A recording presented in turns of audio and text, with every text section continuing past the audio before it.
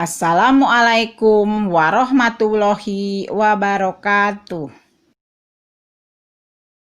Selamat pagi anak-anak ibu yang soleh-solehah. Salam semangat dan ceria. Bagaimana kabarnya hari ini? Ibu berharap kalian dalam keadaan sehat. Anak-anak, selamat bertemu kembali dengan pembelajaran dari Ibu. Sebelum memulai belajar, mari kita berdoa menurut agama dan kepercayaan masing-masing. Berdoa dimulai. Berdoa selesai. Tema pembelajaran hari ini adalah tokoh dan penemuan. Subtemanya penemuan dan manfaatnya. Pembelajaran yang keempat. Ini adalah tujuan pembelajaran hari ini.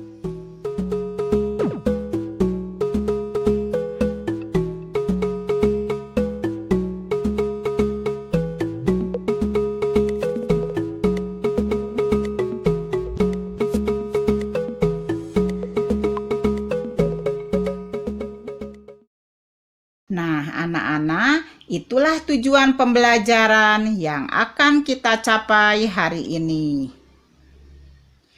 Pada pembelajaran sebelumnya, kalian telah belajar berbagai macam penemuan baru yang membawa perubahan sosial budaya di masyarakat. Salah satunya penemuan jam. Penemuan jam ini sangat bermanfaat karena dapat menerapkan disiplin dalam kehidupan sehari-hari. Sebelum melanjutkan ke materi selanjutnya, simaklah tayangan video berikut ini.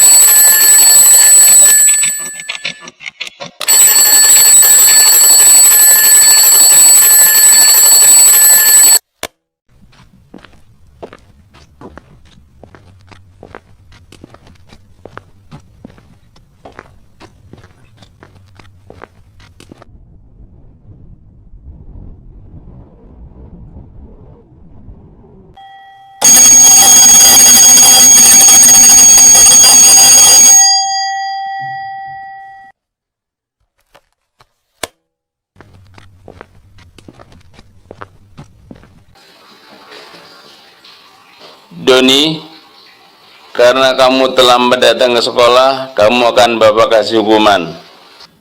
Ya udah, Pak. Ya, emang enak disuruh nyapu.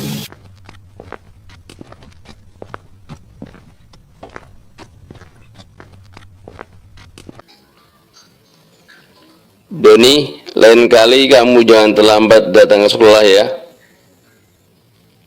Ya sudah, sana kamu masuk ke kelas karena jam belajar sudah dimulai. Anak-anak, bagaimana menurut pendapatmu tentang isi tayangan video yang baru kamu saksikan? Kira-kira mengapa Doni sampai terlambat datang ke sekolah? Ada 3 kemungkinan Doni terlambat datang ke sekolah. Pertama, bisa saja karena tidur terlalu malam. Yang kedua, salah pengaturan jam alarm. Yang ketiganya, kemungkinan ada kendala saat di perjalanan menuju ke sekolah. Jadi, supaya Doni tidak terlambat datang ke sekolah, seharusnya Doni bangun lebih pagi dan berangkat ke sekolah lebih pagi juga. Pernahkah kalian terlambat ke sekolah seperti yang dialami Doni? Jika pernah, tulislah pengalamanmu saat terlambat datang ke sekolah. Kapan kamu terlambat datang ke sekolah? Mengapa kamu terlambat? Siapa yang kamu rugikan saat kamu terlambat? Nah, ketika kamu terlambat, adakah dampaknya bagi kamu?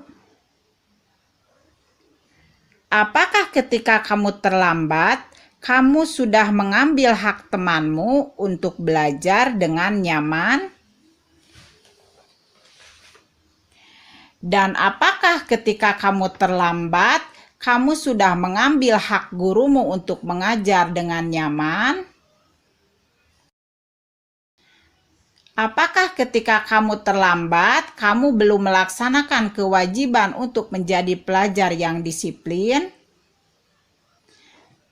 Sekarang, apa rencanamu supaya kamu tidak terlambat lagi? Datang tepat waktu ke sekolah adalah salah satu kewajibanmu sebagai pelajar.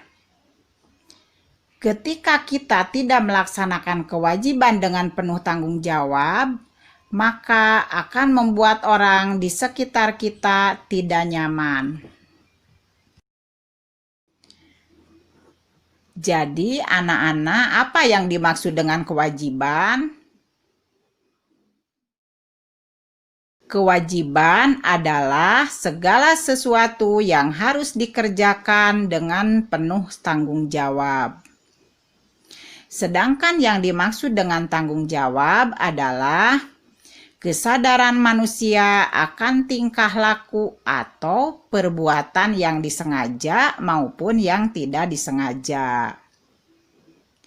Tanggung jawab juga berarti berbuat sebagai perwujudan kesadaran akan kewajiban.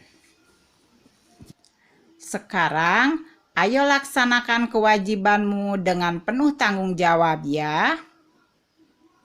Jangan seperti yang dialami Doni, terlambat datang ke sekolah. Sehingga ia mendapat hukuman, disuruh menyapu karena tidak melaksanakan kewajiban dengan penuh tanggung jawab. Contoh kewajiban di sekolah, selain harus datang tepat waktu, kalian harus melaksanakan piket kelas, menjaga kebersihan sekolah, menggunakan seragam serta atribut sekolah sesuai ketentuan yang berlaku, memperhatikan guru yang sedang mengajar, menghormati guru, saling menghargai antar sesama teman. Nah, selain kewajiban di sekolah, kalian juga memiliki kewajiban di rumah dan di masyarakat. Ini contoh kewajibanmu di rumah. Menghormati orang tua, merapihkan tempat tidur, mengerjakan PR, menjalankan perintah agama, membantu membersihkan rumah, dan saling menyayangi antar anggota keluarga. Dan ini contoh kewajiban di masyarakat. Saling tolong-menolong, saling menghormati dan menghargai. Ikut kerja bakti membersihkan lingkungan, membuang sampah di tempat sampah, dan menjaga pergaulan sesuai dengan norma dan aturan yang berlaku. Anak-anak, itulah contoh kewajiban yang harus kalian laksanakan. baik di sekolah, di rumah, maupun di masyarakat. Pelajar yang baik yaitu pelajar yang dapat melaksanakan semua kewajiban dengan penuh tanggung jawab. Melaksanakan kewajiban sebagai pelajar akan membantu kita mengikuti belajar dengan baik. Anak-anak, sekarang kerjakan tugas berikut ini.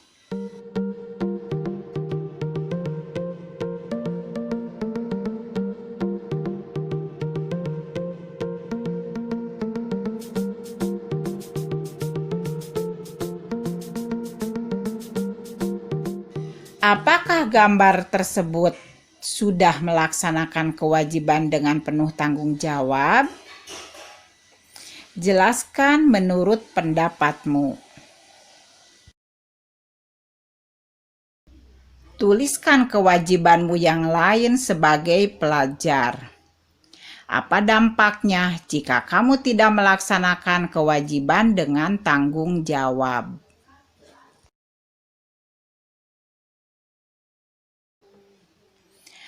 Anak-anak, di dalam menjawab tugas, gunakan kalimat yang efektif, runtut, supaya jawabannya dapat mudah dipahami. Apa itu kalimat efektif? Anak-anak, pada pembelajaran sebelumnya telah belajar teks eksplanasi. Kita dapat menemukan informasi penting dalam teks eksplanasi. Teks eksplanasi terdiri atas beberapa paragraf, berisi informasi penting. Paragraf tersebut disusun menggunakan kalimat efektif. Jadi, kalimat efektif adalah kalimat yang sesuai dengan kaidah tata bahasa, baik itu ejaan maupun tanda bacanya. Ciri-ciri kalimat efektif: menggunakan kata baku dan terdiri atas struktur kalimat yang berurutan dan bermakna logis. Kalimat efektif tersusun secara sistematis dan mudah dipahami. Contoh, adik memberi banyak uang kepada pengemis itu. Kalimat tersebut tidak efektif karena terdapat kata yang berulang. Kata uang seharusnya ditulis satu kali sehingga menjadi efektif. Kita perbaiki kalimat yang tadi menjadi kalimat efektif. Adik memberi banyak uang kepada pengemis itu. Contoh selanjutnya. Ibu pergi ke pasar hanya membeli 3 kilogram telur saja. Kalimat ini tidak efektif. Akan lebih efektif jika ibu pergi ke pasar membeli 3 kilogram telur saja. Jadi, jika sudah menggunakan kata hanya, tidak perlu ditambahi dengan kata saja ataupun sebaliknya. Jadi, perbedaan kalimat efektif dan tidak efektif adalah kalimat efektif merupakan kalimat yang berfungsi untuk mewakili gagasan penulisan atau gagasan pembicara dan bisa diterima oleh pembaca. Kalimat ini memuat makna khusus penulis dan sifatnya. Harus disampaikan jelas, padat, dan singkat. Sedangkan kalimat tidak efektif merupakan kalimat yang tak terdapat sifat-sifat tertentu, pada kalimatnya. Tidak terdapat aturan seperti dengan kalimat efektif.